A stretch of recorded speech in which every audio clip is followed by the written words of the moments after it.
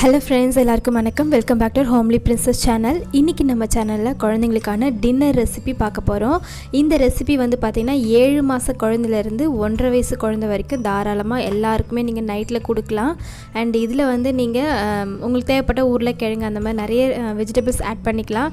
But இது எப்படி செய்யலான்னு முதல்ல நான் சொல்லிடுறேன். இதுக்கு என்ன பொருள்லாம் தேவைன்னு நம்ம இந்த வீடியோக்குள்ளே பார்த்து தெரிஞ்சுக்கலாம். அதுக்கு முன்னாடி நம்மளோட சேனல் நீங்கள் புதுசாக பார்க்குறீங்கன்னா மறந்துடாமல் சப்ஸ்கிரைப் பண்ணி வச்சுக்கோங்க. அண்ட் பக்கத்தில் இருக்கிற பெல் பட்டனையும் ப்ரெஸ் பண்ணிவிடுங்க. இப்போ வாங்க வீடியோக்குள்ளே போகலாம்.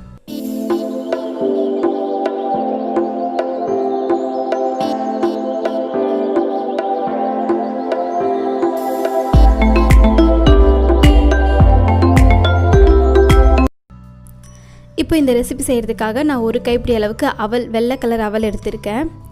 இதில் நல்லா தண்ணி ஊற்றி நம்ம ஒரு 2-3 தடவை வாஷ் பண்ணி எடுத்துக்கலாம். இந்த வெள்ளை கலர் அவலில் தண்ணி ஊற்றும் போதே நல்லா சீக்கிரமாக ஊறிடும். இதுவே ரெட் கலர் அவலாக இருந்தால் கொஞ்சம் ஊறுறதுக்கு டைம் எடுத்துக்கும். ஸோ அதனால் அந்த அவல் யூஸ் பண்ணுறதா இருந்தால் ரொம்ப நேரம் கொஞ்சம் ஊற வைங்க. ஒரு 10 நிமிஷம் 15 நிமிஷம் ஊற வச்சுட்டு அதுக்கப்புறம் ரெசிபி செய்யுங்க. இதில் நான் துருவிய கேரட் ஆட் பண்ணியிருக்கேன். இதை அப்படியே நம்ம மிக்ஸி ஜாருக்கு ட்ரான்ஸ்ஃபர் பண்ணி நல்லா ஃபைனாக அரைச்சி எடுத்துக்கலாம். அரைச்சதுக்கப்புறம் பாருங்கள், இதோட டெக்ஸ்சர் வந்து ரவை பதத்தில் இருக்கணும், இந்த மாதிரி. ஸோ இதை நீங்கள் என்ன பண்ண போகிறீங்கன்னா, இப்போ நான் ஒரு பவுலுக்கு ட்ரான்ஸ்ஃபர் பண்ணி நான் அதை கேஸில் வச்சு கைவிடாமல் கிளறிக்கிட்டே இருக்க போகிறேன். இதுக்கப்புறம் நம்ம தான் குக் பண்ண போகிறோம். அதனால் இப்போ நான் ஒரு சாஸ் பேன் எடுத்துருக்கேன். அதில் நான் வந்து அரைச்ச அந்த பேஸ்ட் ஆட் பண்ணி மிக்ஸி ஜாரில் கொஞ்சமாக தண்ணி ஊற்றி அதையும் நான் இதோட ஆட் பண்ணியிருக்கேன். ஸோ இப்போ உங்களுக்கு லிக்விடாக இருக்குது பார்த்தீங்களா, இது நீங்கள் கிளற உங்களுக்கு இன்னும் திக்காக உங்களுக்கு கிடைக்கும். இவ்வளோதான், இந்த ரெசிபி முடிஞ்சு போச்சு. இதை நீங்கள் அப்படியே கேஸ் ஆஃப் பண்ணிவிட்டு ஒரு பவுலுக்கு ட்ரான்ஸ்ஃபர் பண்ணிவிடுங்க.